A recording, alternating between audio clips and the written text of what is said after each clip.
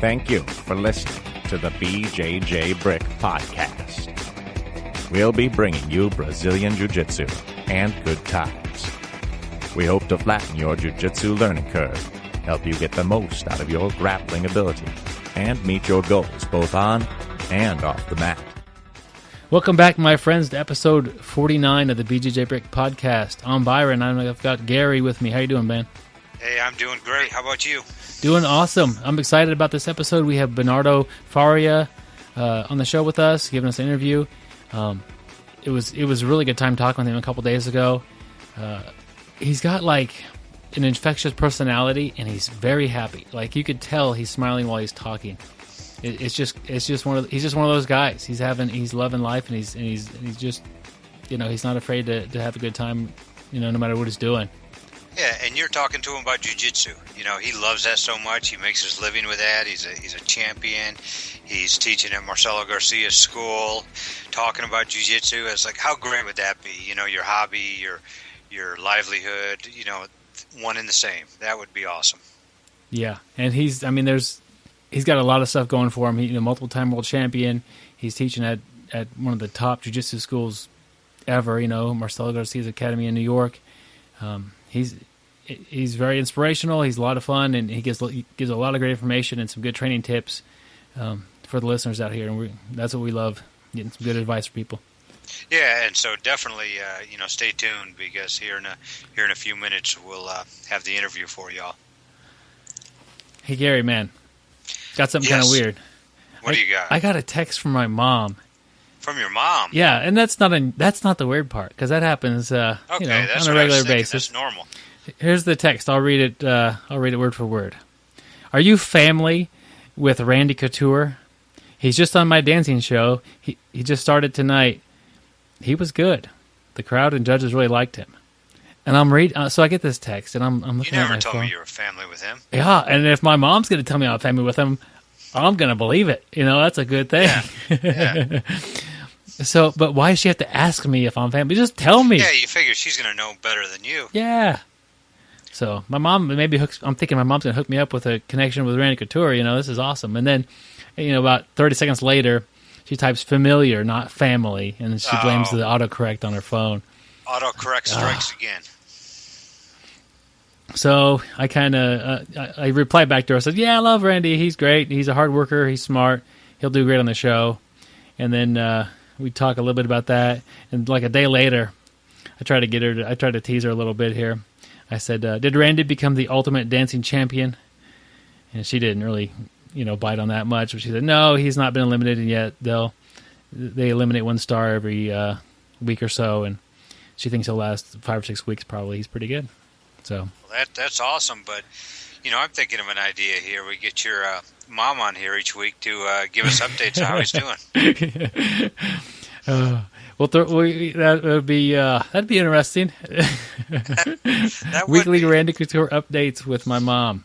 Yeah, and I could play some nice music in the background. Title too, right there.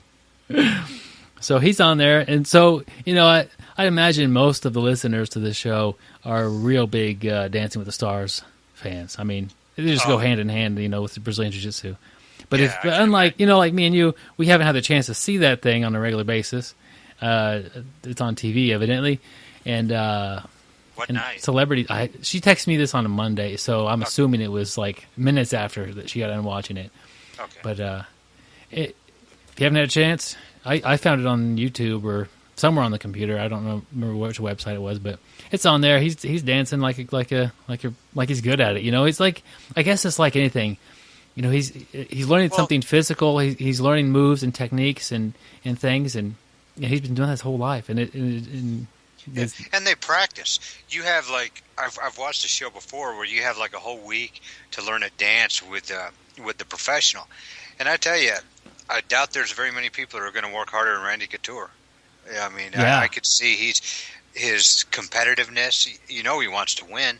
He's going to put that time in. He's not a guy who's just going to, go through the motions. He wants to win. He's not afraid to put in time, hard work. Would you rather be a training partner with Randy Couture for the dance competition or for his boxing class? Probably the dance competition. Oh man, that's good stuff. Actually, I'd probably rather be trained with one of the dancers. Yeah, I but think could you imagine? Hopefully Randy stays in dance mode and doesn't go into his MMA mode. But I think you could probably use some of the stuff from MMA. Yeah, like a double leg. Carried over into a dance. Absolutely, I'm sure he'll figure something out. He's Yeah, creative. Pasa de doble or something like that, and do a double leg. Oh man! So stay tuned to Dancing with the Stars, guys. And I'll see if my mom will be up for a little bit of making fun of me, I guess, on the end of the podcast here. We'll see. Yeah. Now I'm probably actually going to watch an episode. Yeah. See, they just grabbed a new watcher. What one more fan out of the 10 million that they had, Gary? Yep. Yeah, 10 million and one. Yep. There we are, watching Dancing with the Stars. Can't beat that. So we've played around a little bit here. We've got a great episode. Like I said, Bernardo Faria is going to be on. World-class competitor, won multiple world championships. He's still searching for his big goal, is to win the absolute black belt world championship, and he's going after that hard. He's got a busy October coming up. Lots of I think he's got 3 different tournaments in October. So he'll give his Facebook page and follow him on there, and that way you can keep up with his competition and stuff. It's gonna be a lot of fun. But Gary, before we get too far away or too carried away, we got to get our quote of the week here. Quote of the week. What do we got this week, Byron? All right. Well, if you remember last week, we had our buddy Yuri Samoes on. And he was kind enough to give us a quote for this week. Train hard, fight easy. What does that mean to you? I mean, if you give your best on the team, on your gym, if you give your best in your conditioning, whatever, like eating well, just you giving your best to get the best out of the tournament, you're gonna, like, for sure, it's gonna be you're gonna find out that it's way harder on your trainings and on doing your best on, like, every day than when you go to the fight and you fight a really tough opponent, but then you look back and you had, like, all these years of dedication on the sport, like training really hard, and it becomes something easier comparing to all you passed through. You know what I mean? Yeah. That's a good one. Train hard, fight easy. Yeah. Thank you, Yuri Samoes, and like I said, he was on the last episode. So if you missed that one, definitely check that one out as well. Gary, train hard, fight easy. Train hard, fight easy. I mean, that sums it up. I mean, to a T right there. Give, like you're saying, nutrition, conditioning, your technique. Train as hard as you possibly can. Make it harder than the fight. You go into the fight, that's going to be the easy part. Yeah, that's something that Bernardo talks about a little bit in the interview coming up. He's real big on training like 100%. And he says, I'm not the most talented grappler out here, but I work the hardest. And that's what he believes sets him apart from a lot of the competition, is that he works so hard and trains so hard that's his big one of his big advantages. Yeah, definitely. Just going out there, putting in the time, and not just going through the motions. Going through everything 100%. Your cardio is going to be there for you. Gary, with that music rolling in, you know what time it is, buddy. It's time for the article of the week. We've got an article from the TeamQuestMMA.net website. It's written by Matt Lindland. 8 tips for teaching kids martial arts. And like, how much of a coincidence is that when you talked earlier about your mom and Randy Couture? Yeah. Randy Couture, Matt Lindland, both wrestlers, both Team Quest guys. Little coincidence this week. A little bit, yeah. And I like at the top of the article, he says, and we'll put a link to this in the notes, guys, but he says, if you could teach kids, you could teach anyone. Yeah, definitely kids are going to be a little bit tougher to teach, I would assume. Yeah, but these are good tips, and it'll help you do an effective job and help the kids enjoy what they're doing. The first one here is start strong. Have like a lot of good energy and make it be fun and upbeat and keep their attention. And he also says have like a father's heart. So that's kind of nice. Yep, and then, the other number 2 he's got there is teach one principle. Kids are not stupid, as he says. They can learn. You don't need to dumb it down. Just focus it in. One big idea or major principle, and focus your entire lesson around that. And the kids will get it. The third one he has here, ask a ton of questions. Kids are used to being asked questions in school. They get called on. Learn their names, ask questions in front of the class, and have them demonstrate their knowledge and what they're learning. Number 4, he's got be enthusiastic, keep the room alive, and make it fun. And, especially kids, their attention span is a little bit shorter. You've got to make it fun. He talks about use a sense of humor when appropriate. Include the kids. Get kids, the students up front to lead a drill or show a technique. And play games with the jiu-jitsu practice there. But always tie it, to the big principle that you're trying to work on. Yep. Number 6 here on the list, encourage kids to ask questions. That's good. He says kids, everybody, all students are going to have questions. Encourage that environment that gets kids, talking with you and asking you questions and not holding those in to where they don't know what's going on. That's the big thing, like you said, so they're not holding it in. And sometimes kids may be a little shy, but if they really feel comfortable with you, they are going to ask those questions. Number 7 he's got there, hold kids accountable. Set standards. Make sure they understand the standards, like no shoes on the mat. And if they do wear shoes on the mat, there's got to be some type of discipline. Maybe they don't participate in the game or something at the end. But what I really like is his very last sentence. We are building future leaders, and leaders expect to be held to standards. So I just think that's a great sentence right there. That is good. That's a good point, and it makes you think about when you're teaching a kid's class, I guess. The number 8 on the list here is take a parental tone, and he says even if you're not that much older than the students and the kids, like let's say you're in high school and you're teaching like a junior high class or whatever, take an older brother tone or older sister tone and kind of take them under your wing. And then he talks a little bit about how some kids have rough home lives, and they're like needing that relationship with an adult that they respect, and to help them off the mat. So that's a big deal. Yeah. And I'm glad you clarified that one too when you said sometimes you may not be much older than the students, because at first I was thinking, like you got a 6-year-old kid teaching the 4-year-old class, and that could be a little tough right there. But yeah, thanks for the clarification, Byron. Yep, I gotta try to make it as clear as I can. Yes. That's by Matt Lindland. The website's teamquestmma.net. 8 tips for teaching kids martial arts. So if you have kids, you should at least introduce them to martial arts, and if they like it, good. If not, you gave them a shot. Yeah, it's definitely good to just introduce it. Maybe they won't like it right off the bat, but even if they train, they're going to learn motor skills that are going to help them in other things. They're going to learn how to get along with others. They're going to, learn to use their mind and body together. So, just great training for, the young kids there. All right, guys, that kind of wraps up the article. Let's go ahead and go on with the interview. Here we go. All right, my friends. I have Bernardo on the phone with me today. How are you doing today, my friend? I'm doing good. Thanks. Good. We're happy to have you on the show. Such a great athlete in the sport of Brazilian Jiu-Jitsu, and we're looking forward to hearing your story and getting some great advice from you.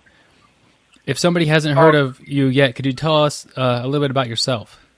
Okay. First, thanks for inviting me. It's a pleasure to participate of one very nice website like the IBJJF is.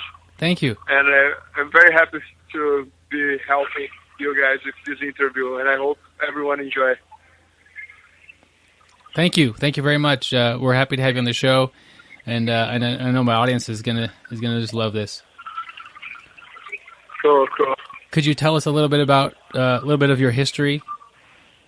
Okay, yeah, I started jiu-jitsu in 2001 in my hometown, Escola de Jiu-Jitsu in Minas Gerais State in Brazil, and I started when I was 14. One friend of my brother invited me, and since first day I love it. And I stayed in my home, so I got all my black belts, all my belts from my my first teacher, Ricardo Marx. So I stayed in my hometown since 2001 until the end of 2008. And in the end of 2008 was a very nice time for me because my teacher graduated me to the black belt. And in the same time, I finished my college. I made a business college in Brazil. So in the end of 2008, I got both graduations.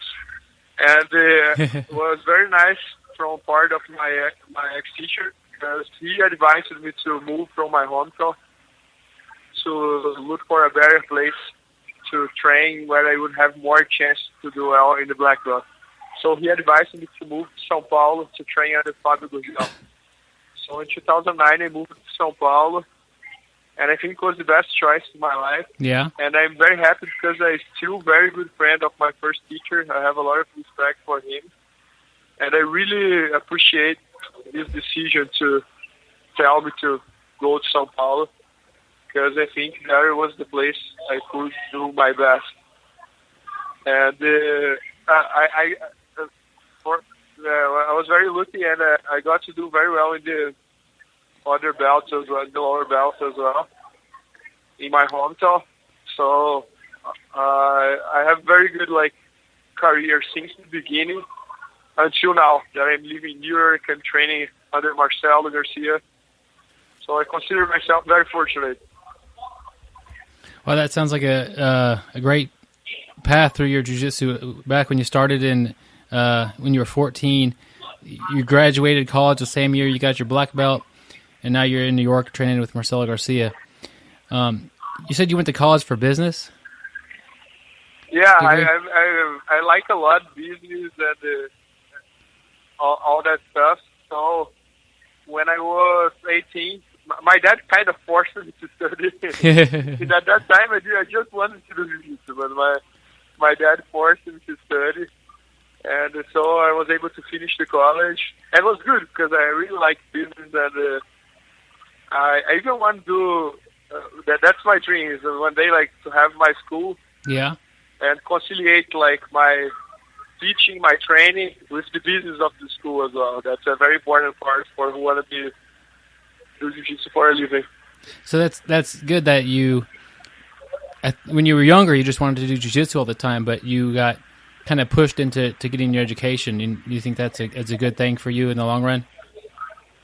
Yeah, I think it's important, and you never know what's going to be tomorrow, So my dad was always very, very careful about, he was doing sports is always a risk.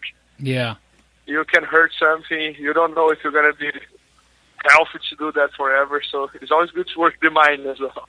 So do you have any idea of when you would open up your own place and start running the business as far as your own gym? And I don't know yet. I have some ideas of some place here in U.S., but I don't know really well where yet. But I'm not thinking too much about it because I'm trying to enjoy my career as much as I can. Good. So I know that the day that I open my school, it's going to be harder to train as much as I train today. Yeah. And so I'm very happy right here in New York right now. I'm training hard. I'm teaching. I'm meeting a lot of people, different people from everywhere. I'm learning from Marcelo, so it's been the best opportunity I could have right now.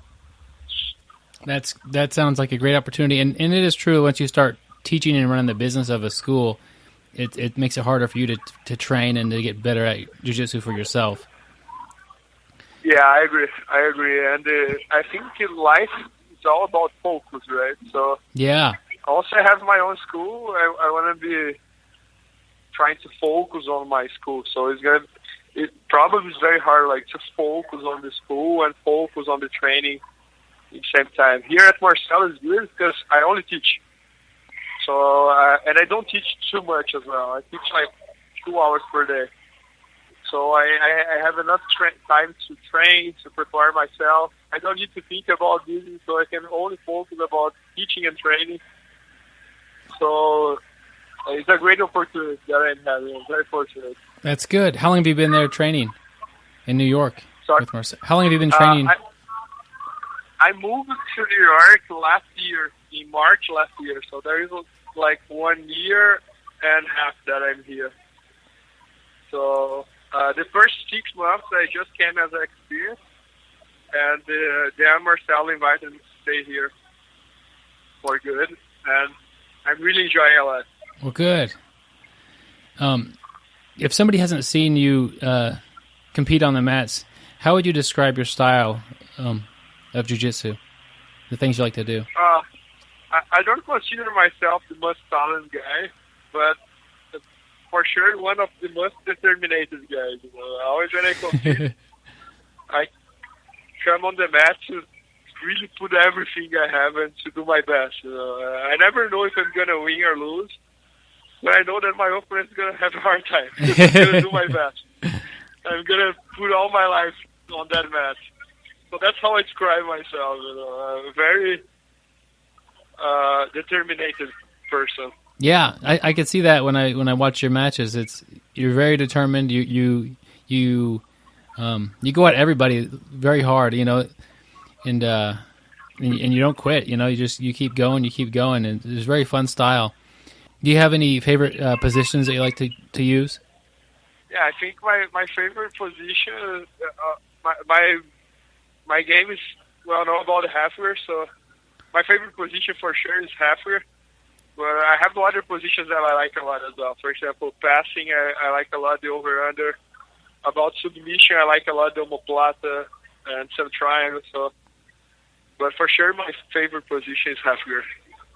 Some of your sweeps from half guard that you do, that your opponents know that you're going to do that particular sweep, and it still works. It's what I told before. I do my best. Yes.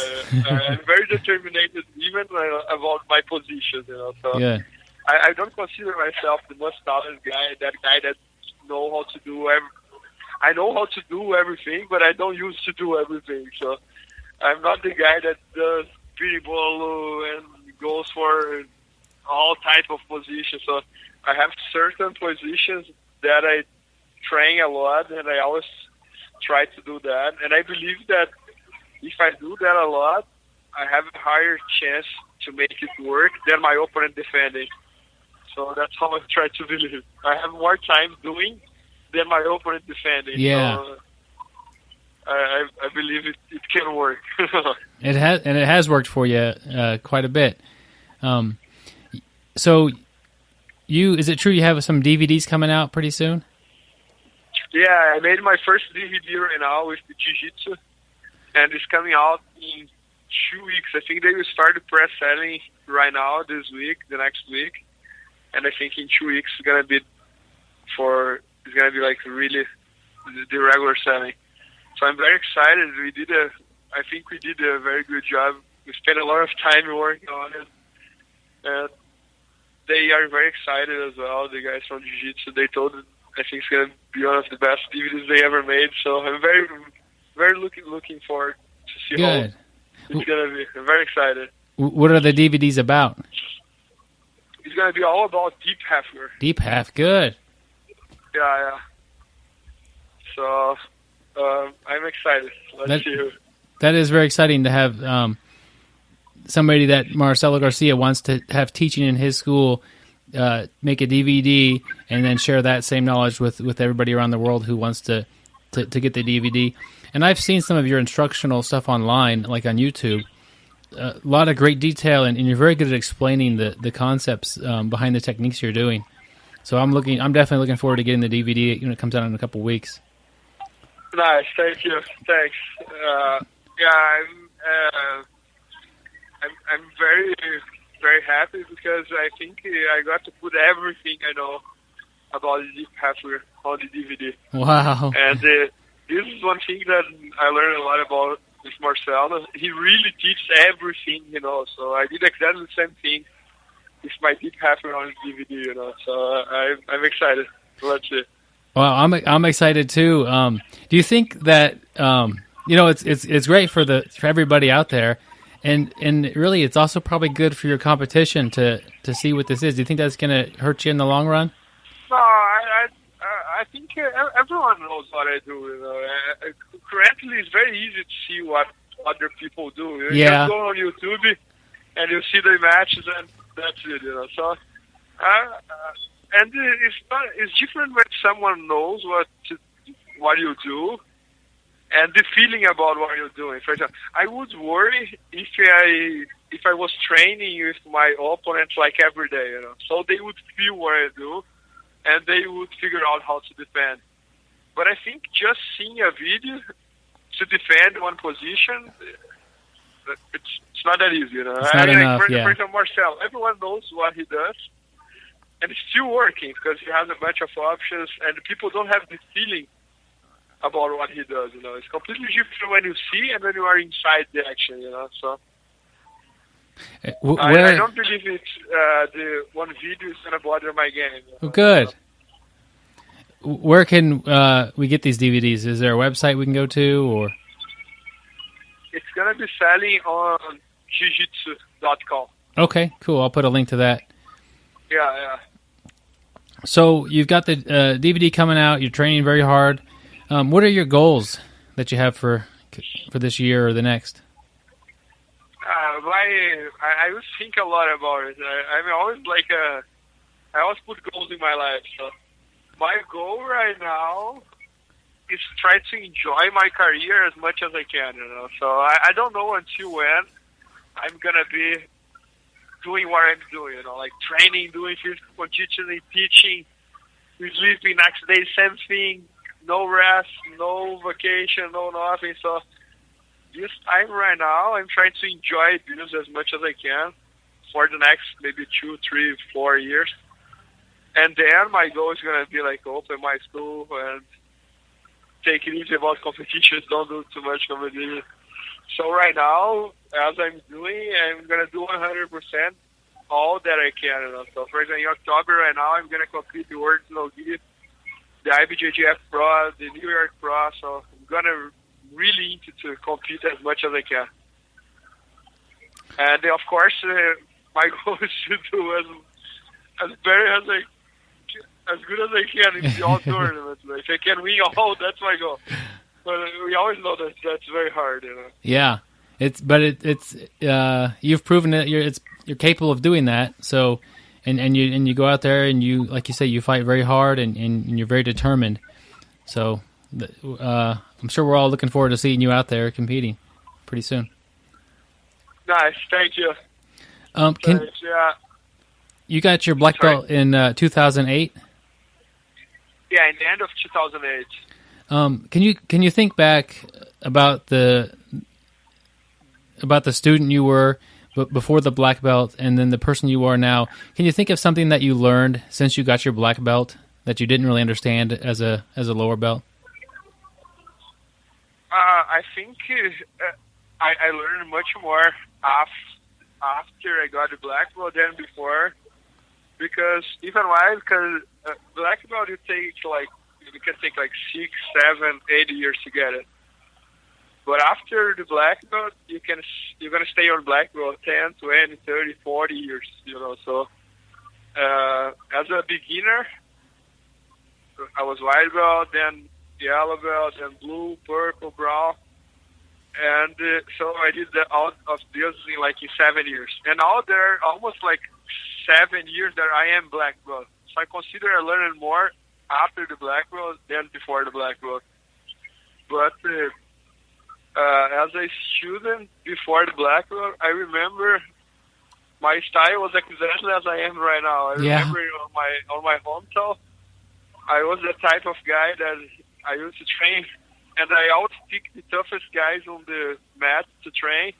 And when the train finish, I pick more 3 or 4, and roll more 3 or 4 rounds, and with guys resting. So I always try to put my maximum in the training. Because I believe that if you do your best, all you have in the training, for sure you're going to be able to do your best in the competition. For sure. Doesn't mean that you're going to win, but you're going to be able to do your best. Even if you lose, you're going to get out of the match oh man, I put everything I had. I lost because I lost, but not because I didn't try this or that. I love that. So that's my style. I really like how you focus on doing your best and doing the things that you want to do for your jiu-jitsu, and you don't focus so much on just trying to win, because really you can't control that. You could just go out there and do your best and try to do your game plan, and you've been able to win world championships with that idea. That's really cool. Yeah, I agree. And this is one thing that jiu-jitsu taught me a lot, even about life. If you want something, you have to want that as bad as you want to breathe. As bad as you want to breathe. And you have to want to will that, to desire that more than everyone. Yeah. And if you are able to do these desires, maybe no one can stop you. So that's my goal. Well, good. What do you do before you step on the mat to compete, like warm-up wise or anything like that, to get ready? When they call my name, I really try to warm up.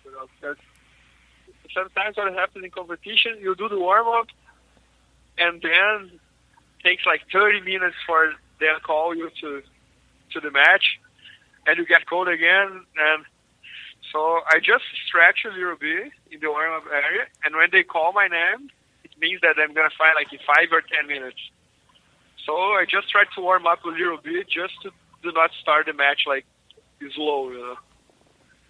So many times I went to the tour and I was like, today I'm going to do a very good warm-up. And I did, and I started my match 50 minutes later. So I was called again. So that's the hard point about jiu-jitsu. You never know exactly the time you're going to fight. Yeah. Now IBJJF is getting much better. They put exactly the time, but it doesn't work always. There is some 20 minutes more or less. So, yeah. So I try to warm up when they call my name. I know that I'm going to have 5 to 10 minutes, and I do something quick, and I get ready. It sounds like a good plan. And I guess the only good thing is when you have to wait a really long time is your opponent also is waiting that same amount of time, thinking that they're going to go any minute. It's not like your opponent is going to do the best warm-up and you are not. No, both guys are in the same situation, so that's good. Now, you like to do the omoplata quite a bit, is that correct? Yeah, it's one of my favorite positions. Do you think of it more as a sweep or a submission, and why? Always when I do the omoplata, I focus 100% for the submission. And what happens many times, the guy escapes, but his escape is rolling, and I get a sweep. But always my focus is submission.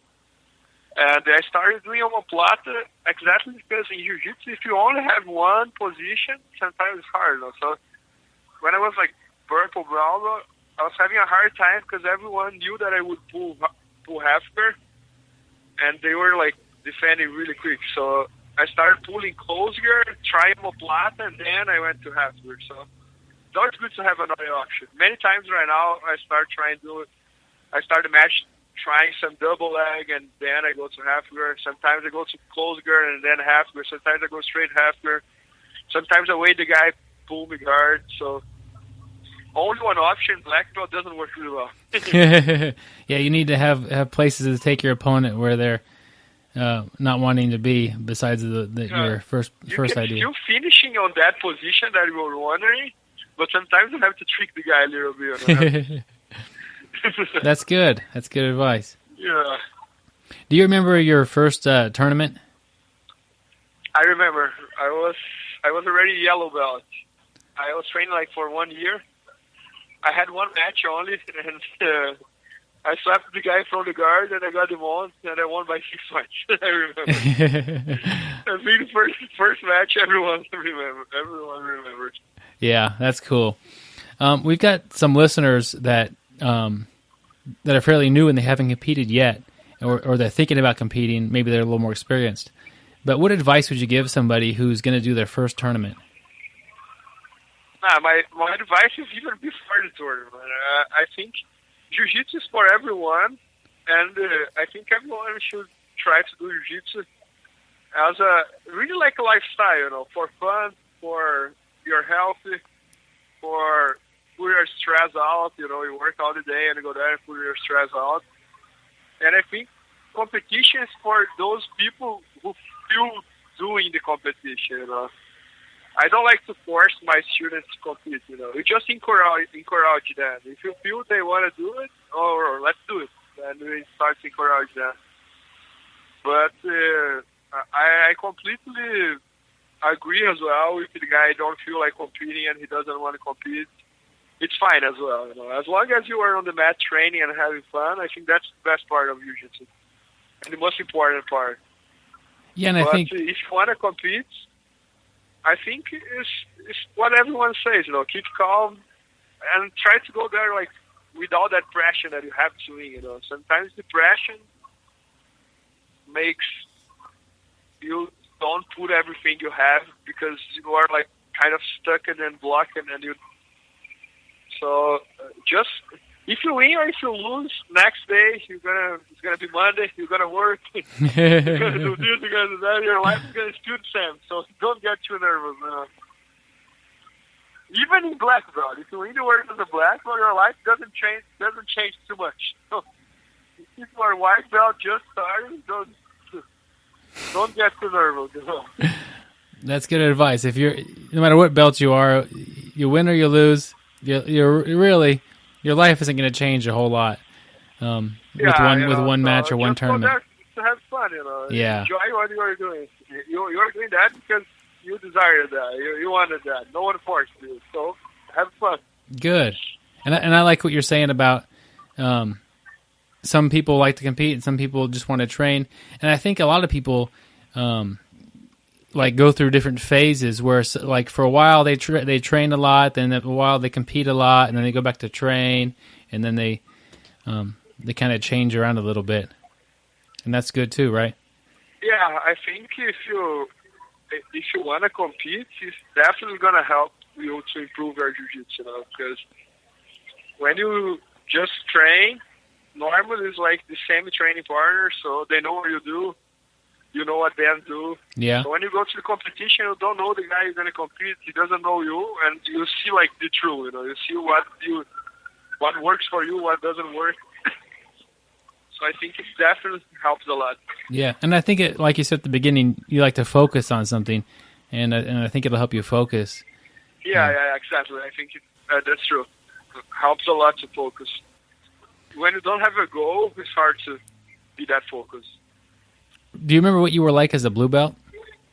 When I was blue belt? Yeah. Was it similar? Yeah, I remember. It was my longest belt. I stayed in the blue belt 3 years.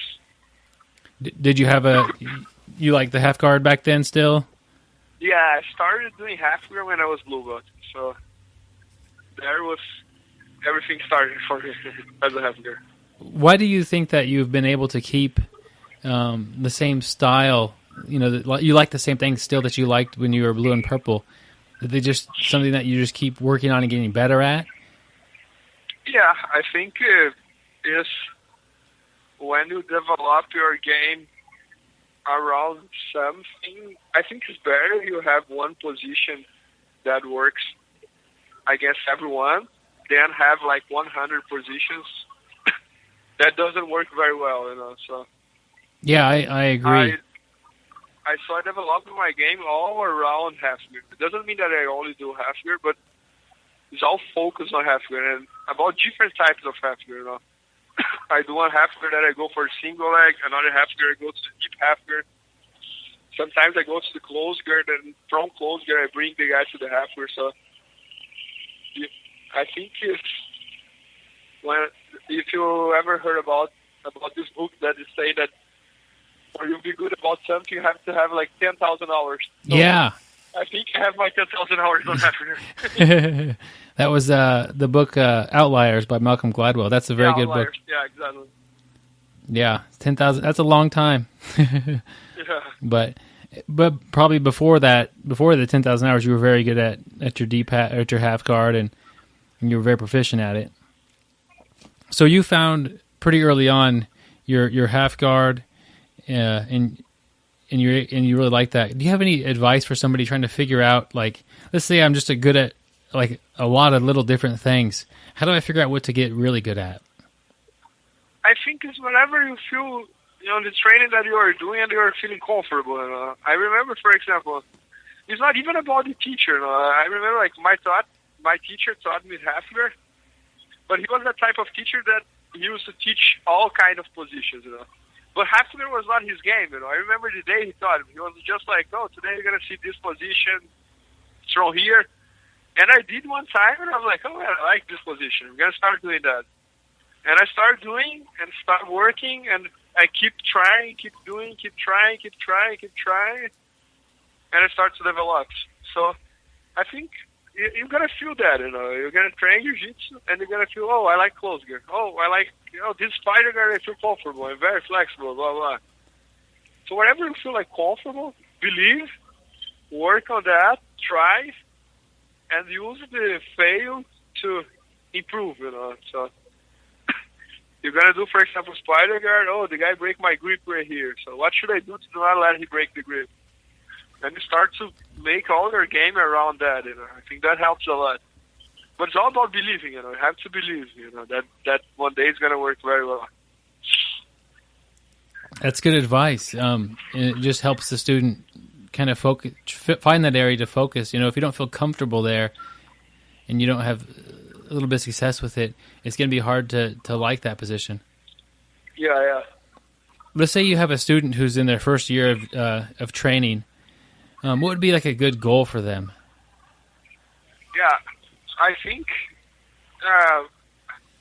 one good goal would be like, depends about him, If you want to do competitions, for example, maybe compete as a white belt, see how he feels, and try to train as much as he can to get the blue belt as good and as fast as possible, And but the goal is about him, Yeah. So, for example, some guys they start sports to lose weight. So maybe his goal is going to be lose weight. So you're going to focus on that. You're going to focus on that. Let's work on your diet. Let's try to train as much as often as possible. Maybe his goal is just depends. It's about him. It's not about me. Depends on his goal. That makes sense. You're going to try to work on his goal. You've got to find what's right for you, and then work towards that and use that focus. Exactly. That's good. So you mentioned that you teach up there at Marcelo Garcia's school. What classes do you teach? I teach 10 classes per week.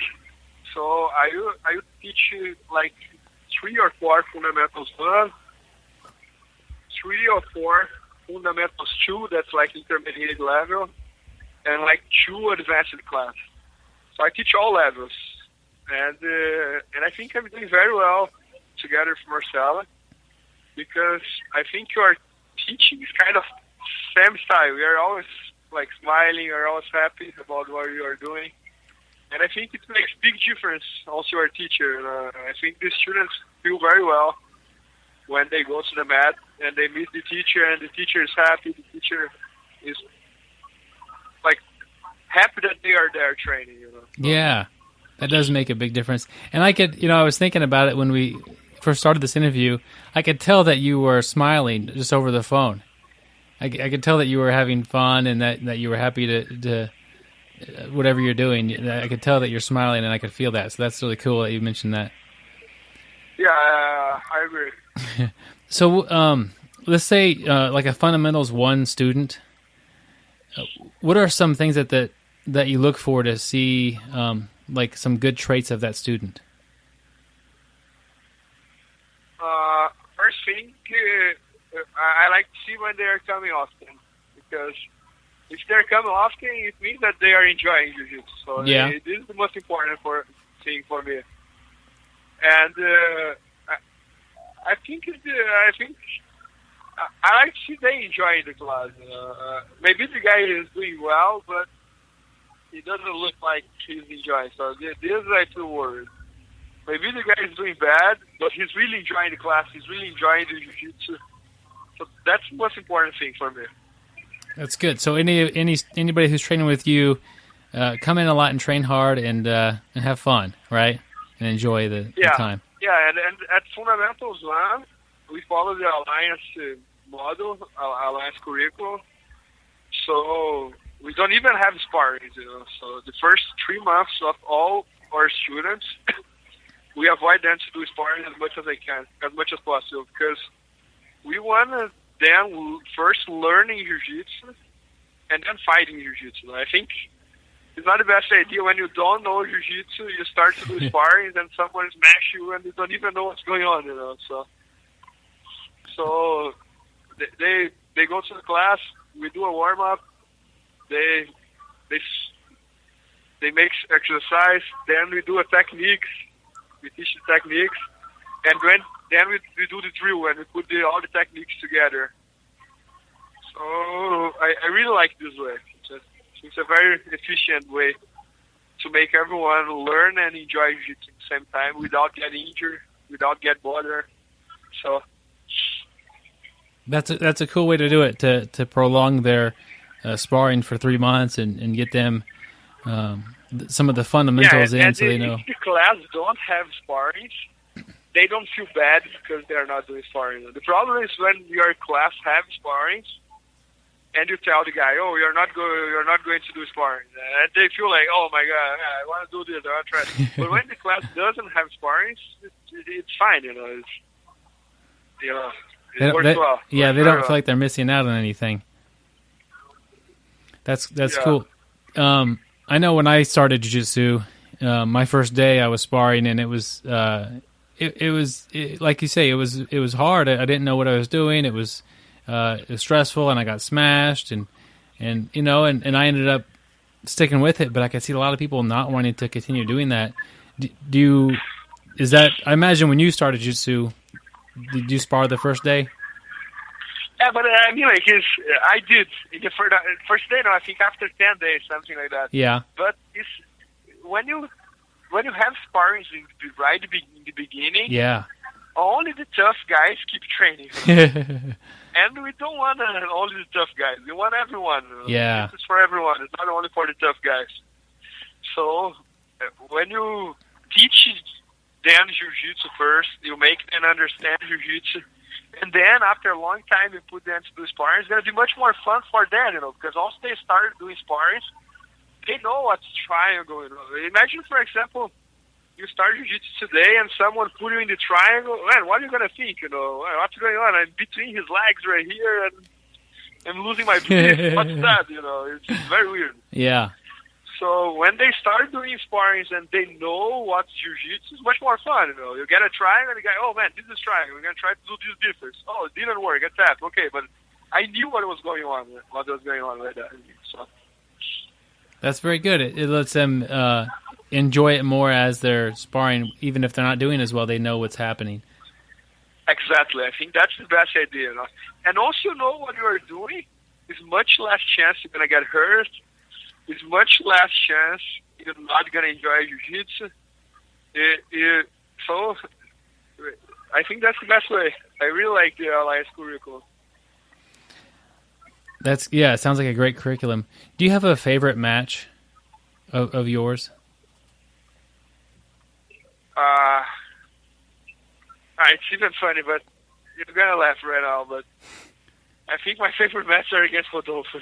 Yeah. He's the one I never beat him, I never won him. Every match that I did against him, I lost. He's my toughest opponent so far.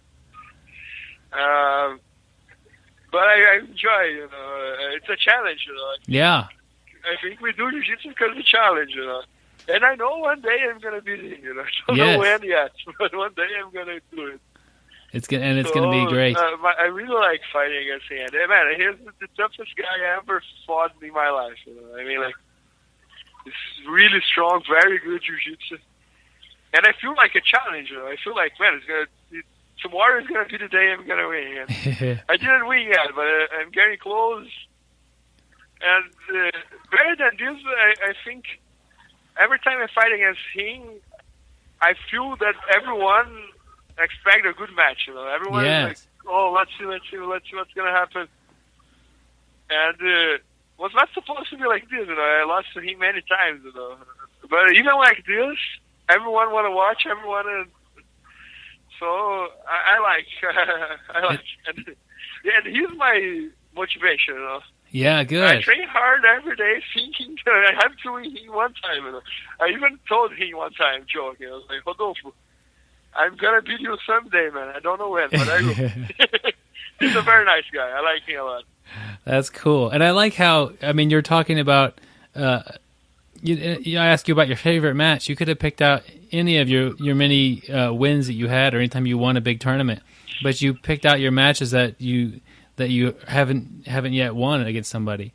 Adolfo. And that's, I mean, he's Adolfo Vieira. Like, he's amazing, but yeah, because it's exactly what I told you. Every time I fight against him, I lost, but I never get.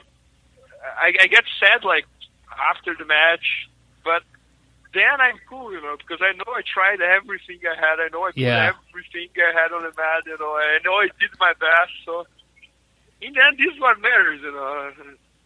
So. Yeah, so I like fighting him. If you have a student that goes out there and, like you're saying, they try really hard and they give it their all, and they still come up short, what do you tell them when they're done with their match? Good job. You Yeah. did very well. That's the important thing. I mean, like, let's you, and then we're gonna try to study what was the mistakes and try to fix. But if I see my student fought very hard and did all he could and put his best on the mat, doesn't matter if he win or if he lose, in the end of the match, for sure I'm going to say, good job. Really like to see you fighting. I think this is what matters. When you did your best. Yeah. I love that. I think it takes pressure off of the student because they don't have to win; they have to do their best. And if they do their best, you'll be happy. That's it. And winning is always consequence. And you can never be sure you're gonna win. So you don't have to be nervous. Cool. Because you are nervous because you don't know if you're gonna win or you're gonna lose. But no one knows. So you just have to go there and do your best. That's it. Yeah, and you can know you're gonna do your best. 'Cause that's you. Yeah. That's only up to you. You've been so fun to have on here. I could just tell you that you just love jiu-jitsu and you have a lot of joy in your life and you're just all smiles. I'm sure you've won a lot of fans over, a lot of listeners over and they want to see more from you and hear from you. Is there a good contact place they could go, or a Facebook page, or how could the fans keep up with you? Yes. Now I'm using a lot my Facebook, so I'm posting a lot of videos there to try to help who follows me. And so everyone can follow me on my Facebook. It's Bernardo Faria BJJ. Okay. And you can find me only typing Bernardo Faria. But if you type www.facebook.com Bernardo Faria BJJ, you can find me there. And my DVD is coming up as well, so whoever want to see my Deep Halfway, my DVD is going to be selling on jiu-jitsu. And I used to do a lot of seminars, so if anyone is interested, just send me a message on Facebook and we set up the seminar. That sounds awesome. Could you tell us a little bit more about the DVD? You said it comes out in 2 weeks. Do you know how much what the price of it is or anything? I'm not sure. I heard that would be $7. I'm not sure. $70? Yeah, I'm not sure because I just thought all the busy stuff doing the jiu-jitsu. Well, I don't know how much it's going to be, but it's you spent your entire career basically working on this DVD. If you think about how much time you put into your half card. Yeah, I don't know if it's the best one or I just know that it's a lot of dedication. So yeah. I'm going to show something that I dedicated a lot of time of my life developing. And I appreciate that. That's I'm real excited about that myself. So really happy to get that. Thanks. and then get some friends together and go through the DVD and train with it. Thank you. Yeah. All right. Well, let me know if you need anything. It's been a pleasure talking with you. Okay. Cool. Thank you. Thanks for the interview. It was very nice. Yep, thanks for doing it. And we keep in touch on Facebook. If you need anything as well, just let me know as well. Oh, thank you very much. Try to visit us in New York. Okay, good. Yeah, if I'm ever in New York, I'll be there for sure. Okay. It'll be fun. Cool. All right, See you, Rita. Thank you, man. Bye-bye. All right, bye-bye. All right, that was our buddy Bernardo Faria, training out of Marcelo Garcia School in New York. So I want to thank him again for that. And he does have that Deep Half Guard DVD coming out soon. Couldn't get the specifics on when and how much, for sure. So it's still up in the air. But keep your eye. If you're a half guard player, deep half guard, or maybe you're just thinking about doing that, he's one of the best guys in the world at the deep half. He said in the interview, he shows everything he knows. Like, that's what Marcelo does. He doesn't hold anything back. He's showing you what he does in the deep half. So, and I'm looking forward to learning from him and see his caliber of teaching. And I've seen a few videos on YouTube, and they're excellent. So. Yeah, so definitely, keep an eye out on that. When his Dynamic Guard series does come out, check it out. The deep half is coming out first, I guess, and it's going to definitely help you in your game there. Who better to learn from than Bernardo, a world champion, and like Byron said, he's not holding anything back. He's going to give it all, show you everything he's got. Gary, I have some good news. What's the good news? I gave away a patch a few days ago, one of our gi patches. Oh, that's awesome. Yeah. Do you got a review? Yeah, we did. We got a review on iTunes, which is the same way you could get a gi patch. Write a funny review, or try to be funny at least, or try to poke fun at us and have a good time with it. And hopefully we've earned 5 stars off of you. And then send me an email at bjjbrick@gmail.com. Or you can let us know on the Facebook page, whatever you want to do, that you just wrote a review, and then we'll get some contact information from you and a place to send the patch to. That's exactly what our buddy Adam did. Adam trains at Black House Team Noguera in San Diego. He wrote us a review. I'll read it real quick here.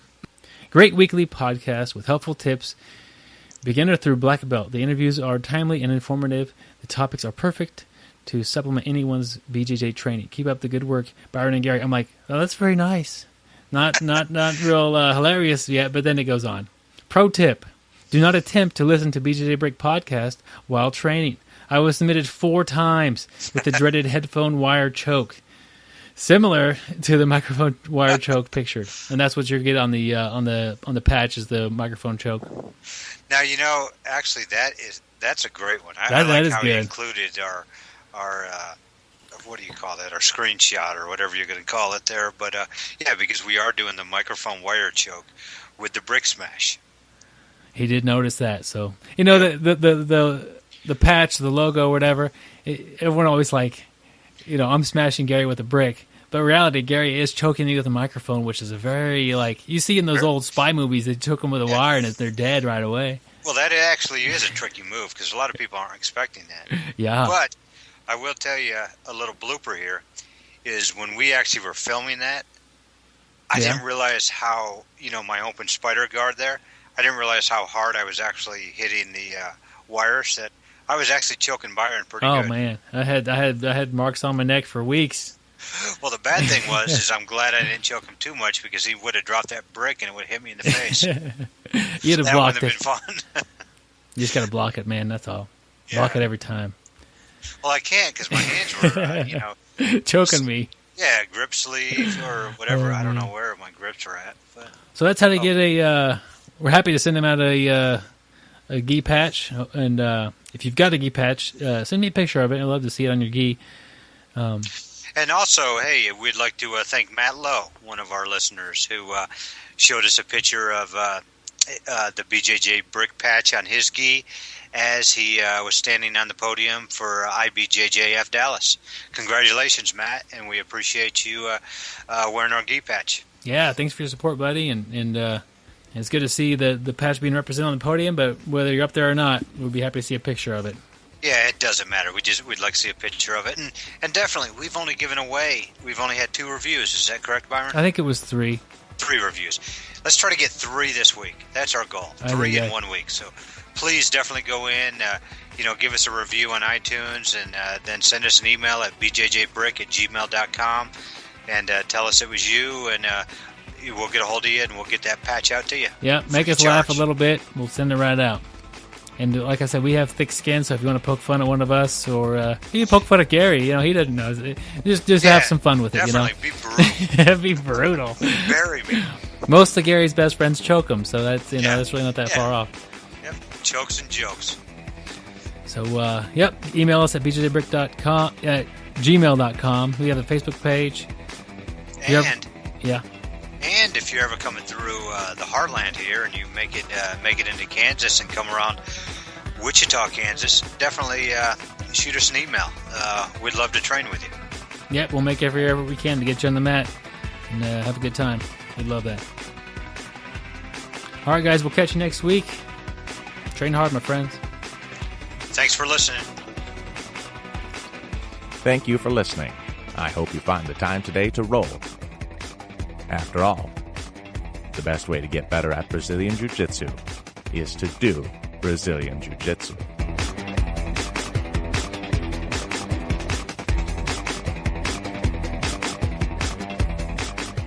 Okay, my friends, I have my mom here with me on the show to talk about Randy Couture dancing on Dances with the Star. Mom, how you doing? It's fine, thanks. Good. To get you an idea of the show on this episode here, we had a gentleman by the name of Bernardo Faria. He's a multiple-time world champion jiu-jitsu athlete, and that's usually when we have a guest on the show, their jiu-jitsu is a lot better than mine. So this is like the rare opportunity that I have somebody I'm talking to on the phone here that is not way better at jiu-jitsu than me. Yeah, never done it. Well, you dance and I do jiu-jitsu. So like, how many times a week do you go dancing? Oh, I dance about 2 hours a week. Just dance once a week. 2 hours a week? That's good. On Wednesdays or something like that? Cool. Yeah. That's good. I mean, it's good to have a physical hobby, right? Right. Oh, yeah. So he's on Dancing with the Stars. I did get a kind of a funny text from you. You asked if I was family with Randy Couture. I said what? You said, "Are you family with Randy Couture?" And then you texted back that your phone autocorrected the wrong thing. That's true. I remember that. Darn autocorrect. Okay. I know. I meant to say, "Are you familiar with?" Not family. Okay, that's good. I was a little confused, and I was hoping that he's somehow related. Well, that'd be exciting. I think you'll like Randy as the show goes on. He's a nice guy, and he's got a big heart, and he tries hard at whatever he does. So I think he'll win you over as a fan.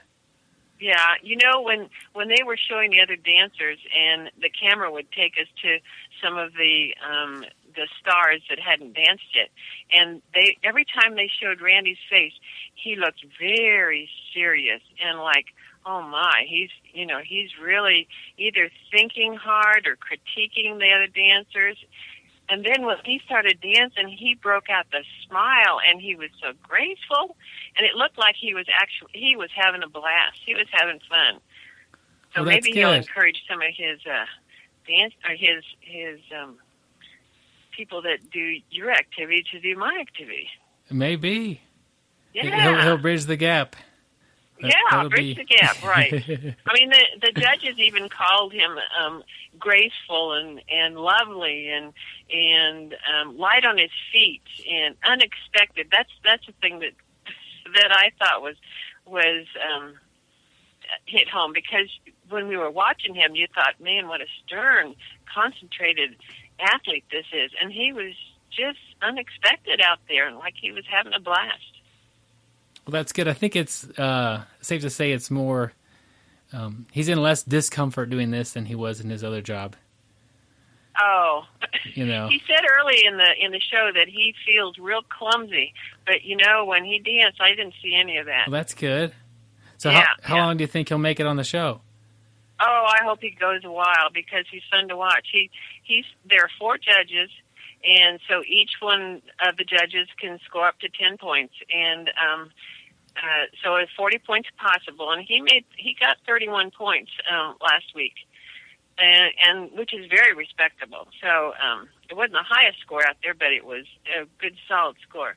So I expect he'll be dancing for several more weeks. And your buddies could get out there and watch and vote, too. That's how you do it.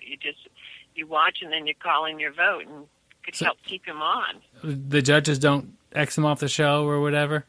No, that as the show goes on, the viewers, the judges give them scores, and then they're ranked at the end of the show, and then the viewers have a chance to call in their favorites, and then at the next show, then the one with the viewers' lowest score is terminated from the show and goes on, and they'll come back for the very final show, but they're not in the competition anymore. So every week we lose one star. So and they do. Hopefully Randy will be there for a while. He'll do one dance It's every week. What day is it? Yeah, it's hard.